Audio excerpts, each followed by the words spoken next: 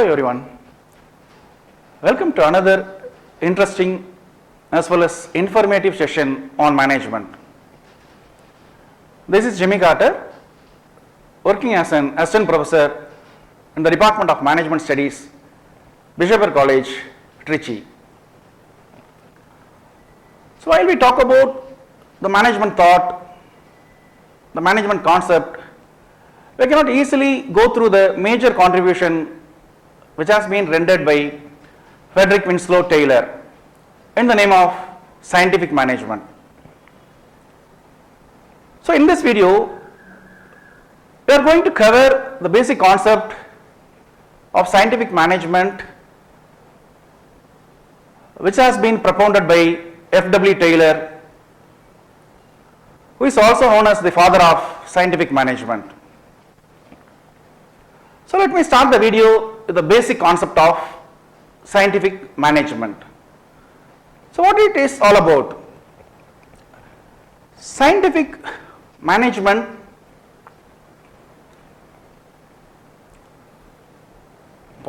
Scientific management is a theory of management which analyzes and combines the workflow with the objective of improving labor productivity. On another hand, we can say improving economic efficiency, especially on the workplace. So F.W. Taylor suggests that we need to apply science in all the aspects of work, study each part of task scientifically and develop a best method to perform those set of tasks that might yield the best result. So he suggests to applying science irrespective of the size of the task, whether the task might be a small, medium, or it might be a huge task. If we are in the position to apply science in that particular task, ultimately we can able to get the maximum production. That is what improved production, or we can able to have productivity. So this particular scientific management, it is constructed based on these following elements. So these are all the elements of scientific management. Starts with, here we have 8 elements. It starts with planning the task, scientific task as well as scientific rate setting, scientific selection as well as scientific training, which is followed by standardization, specialization, financial incentive, economy, ends with mental revolution.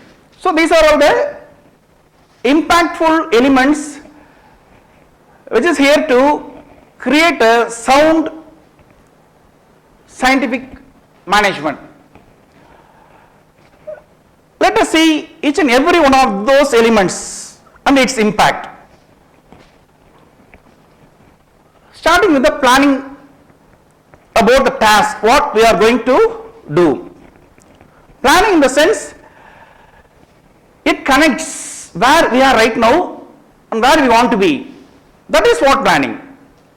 So Taylor suggests in such a way, you have to plan, separation of planning from actual doing. Planning has to be there. You do whatever you want to do, but you should have plan first. Without plan, you should not do any sort of task. You should not touch any sort of job. So better to have plan, irrespective of the size of the task. It might be micro task, it might be a medium task, it might be a small task, or it might be a even larger task. You should have plan first. So according to his study, pause. So in planning the task, what is the primary role of manager? So as per the suggestion given by F.W. Taylor, supervisor should do only the planning aspect of job, whereas the worker has to focus in terms of doing the work, not on vice versa. So it is responsible for the supervisor for coping with all the planning activities, whereas the workers, the employees should focus only in terms of executing those set of plan which has been proposed by their manager. That is what planning the task. The second element, here we have different sets of study under scientific task as well as scientific rate setting. Method study. So management has to ensure that the plant is laid out in the best manner and it is fully equipped with the best tools and machineries, so that we can able to expect from the employee. We can able to expect from the employee about that outcome or about that output, the expected output. It is possible. If it is not so, obviously they may not be in the position to have the desired output. So as a management, we should try to ensure whether we are providing the best tools and machineries so that they can able to show their potential through the desired output. Second one, it is all about the motion study. The movement of an operator or a machine in terms of involving in a business operation with the primary intention of reducing the unwanted or useless motion. That is all about motion study. Time study in the sense, it indicates the minimum time. We always treat pause. So time study determines the proper time for performing an operation. The time which takes minimum would be treated as the best one. Next, it is all about fatigue study. Obviously, employees gets physical or mental fatigue easily, being a human. It indicates the time, the frequency and amount of rest required to complete the task. The last one is rate setting. Taylor suggests that if an employee can able to cope up with the given job within that particular stipulated time period, he should be paid more compared to inefficient worker. If they are in the position to complete the task within that particular stipulated time period, you should be have that higher wage, higher salary compared to an inefficient worker. Next element, it is all about scientific selection as well as scientific training. The worker should be selected scientifically by a centralized personnel department. We should not have too many ends in terms of selecting the desired candidate. We should have only one centralized HR department in terms of focusing, in terms of recruiting or in terms of selecting or in terms of giving training and development. We should operate from one end, not from many points. So scientific selection, it is all about they should be selected scientifically by centralized personnel department. Also the procedure of selection will also has to be systematized. The employee has to overcome lot of hurdles. That is the right way of selecting the right person for the right job at the right number at the right cost at the right time. It is possible based on this principle. So they should be fit in three different dimensions. The selected person should fit in terms of technical, should fit in terms of physical, should fit in terms of mental. So you should be physically, mentally, technically fit for the selected position. Also there has to be undergone some sort of training program in the name of orientation, in the name of induction, so that they can able to become a effective and efficient workforce for the particular organization. So they has to go undergo some sort of training program once they got selected. The next element, it is all about the standardization. Obviously standard must be maintained respect of all the course of action, like the tools, whatever we are using in terms of our production spot, the materials, the equipments, the machineries, likewise the period of work, the amount of work, the working condition, that is what the quality of work, in terms of employees' health, safety, welfare measure, we should prioritize. Then only we can able to expect some sort of result from them. Okay. The next element, Taylor suggests that we should have a specialist, not have a generalist. We should have a specialist. For example, he is telling we should appoint a person who is in charge of making or routing progress. That is what route clerk was.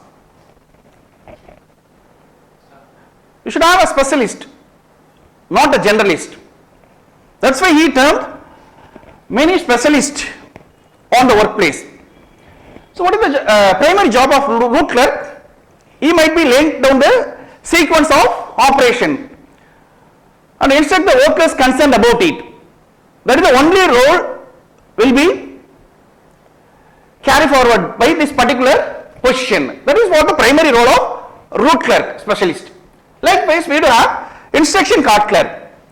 He might be preparing a detailed instruction regarding different aspects of job, the various do's and don'ts, what you are supposed to do, what you are supposed not to do in a workplace.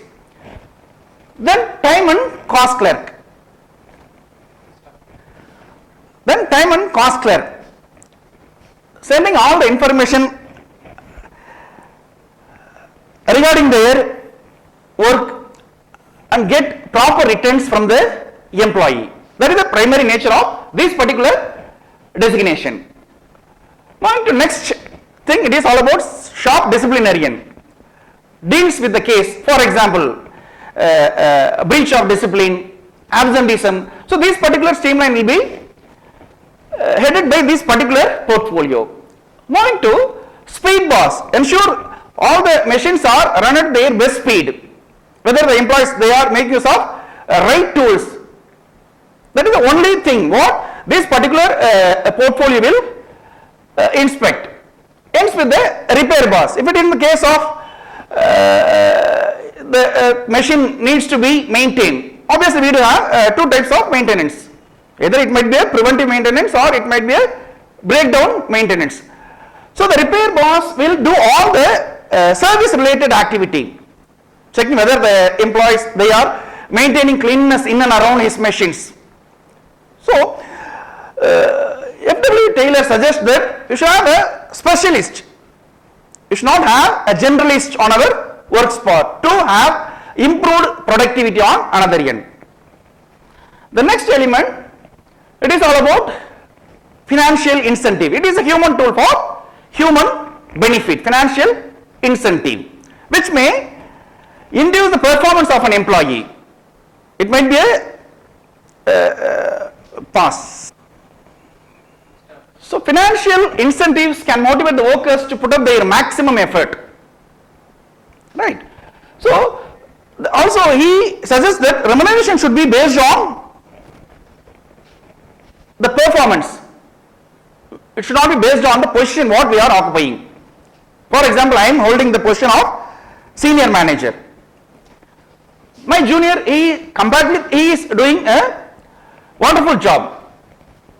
So obviously my junior should be paid more than me. That is the theme what he suggests here. So remuneration should be based on the performance. It should not be based on the position what we are occupying in an organization. The next element, it is all about economy. That is what economy in operation. Right. So by minimizing the wastage on one side, automatically we can able to witness increase in profit.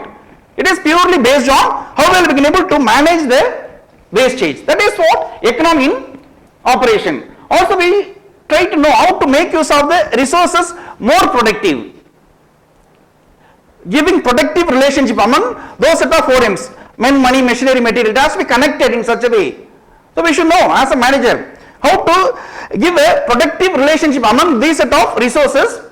At the same time, you should be in the position to minimize the wastage, which might ends to improve the production or improve the volume of output, ends with productivity. The last element of scientific management ends with mental revolution. Obviously, the organization consists of various ends. So we should have a coordinated relationship with manager and manager, manager, employee, employee, employee. So on all these three dimensions, we should have a coordinated relationship. Then only we can able to attain our ultimate goal. So we should have that thing in our mind. So basic thing, that is what cooperation between different dimensions. So mutual conflict can be replaced with mutual cooperation.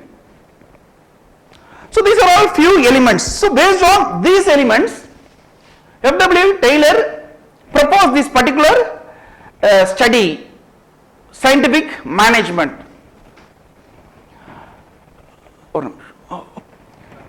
Hope you all now have a clear idea about what is scientific management and the impacts of elements of scientific management, or else we can say how to improve labor productivity, or else how to improve economic efficiency in our workplace. Thank you for watching. Thank you all.